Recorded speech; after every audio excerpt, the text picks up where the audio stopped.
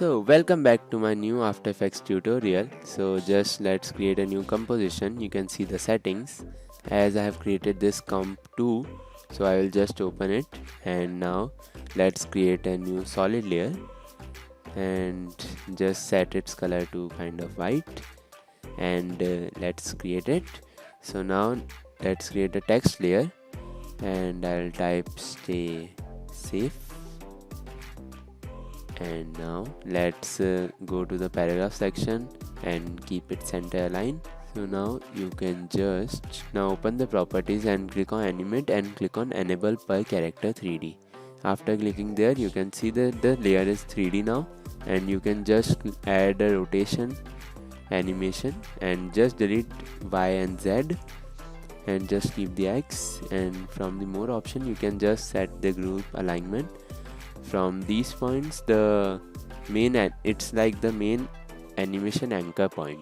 So from that area, that point, it will start the rotation, right? So I'll set this to -90, and if we just rotate it in the X, you can see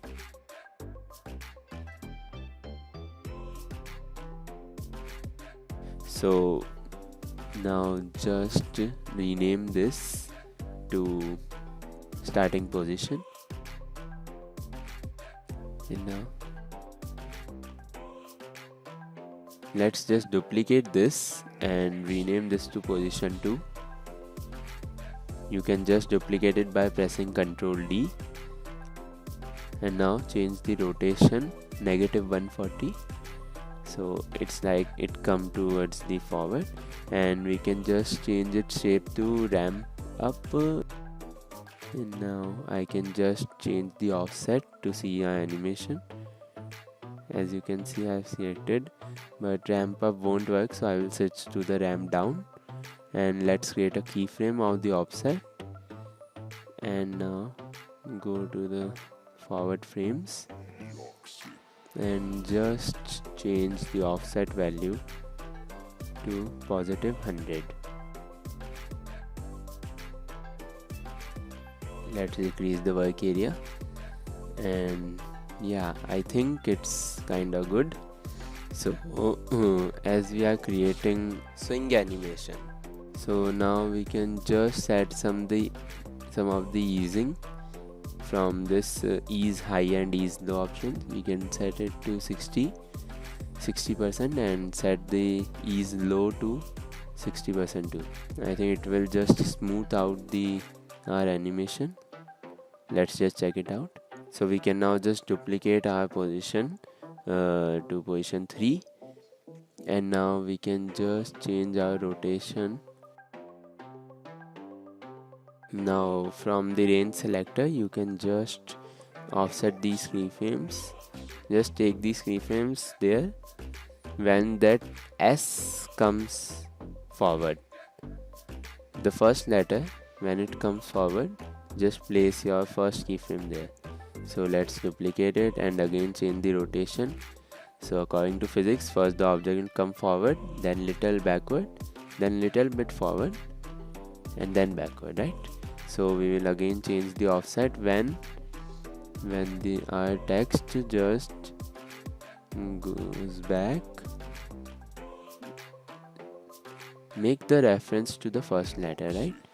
So just put your keyframe there when that S goes backward, and see, like it continues the animation. Yes, so I think it's quite cool. Okay, so now let's duplicate our again position tab, and now we can just change again its rotation from the X value.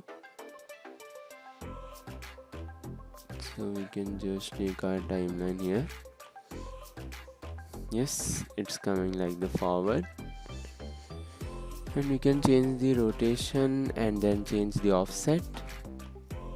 You can see it came forward little bit to like +30, and let's keep our keyframe here. So let's see when the animation works.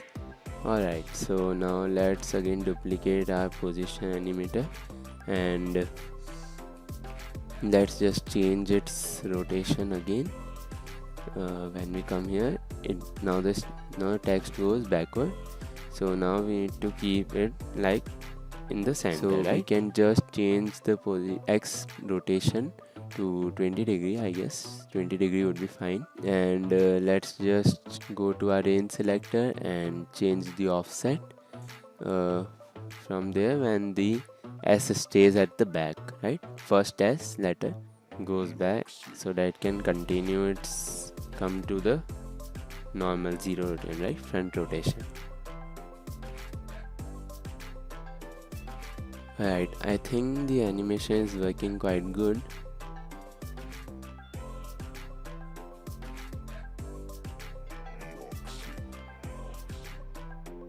So now let's select our and text layer and press U on your keyboard, and you can just see all the keyframes which you have made, and you can just adjust your keyframe according to your animation, and you can again press U on your keyboard. And now in the text panel, as you can see in the starting point, you can see the text, it's like on the top of, right? So we don't want that, so we will just duplicate our position 2 and bring it up and just rename it to opacity, and just go to the delete the X rotation, and in the opacity section you can just add a new property of opacity, and after that you can just set it to 100%, and the starting position you can just add a new property of opacity and set its opacity to 0%, right? So it will just smooth out from starting position to opacity, right? As you can see, it's like too smooth out, right? So slowly getting in. We can just go to the opacity animator, and of the opacity we can just select the range effector, and then we can go to our advanced section and just change ease high and ease low. So we'll just set our ease high to 100% and ease low to 0%, so it will just get less smooth out, right? So let's play it out and check. As you can see now, on the first frame it's not showing like the letters are stayed there, right? Yes, so now let's just close this panel, and as you can see we have created our text animation. Let's animate this motion blur of the composition and the layer, and you can see it shows a little in motion and it's look amazing on this. So now you can see we have created a template kind of this text, and you can change this text to any random name, right? You can change the text anytime by just selecting our text tool and then selecting the text, and you can write anything, like let me write stay home, right? And our animation will be applied to that text, so you can just change your text anytime using this string, right? So thank you for watching. We'll see you in the next tutorial.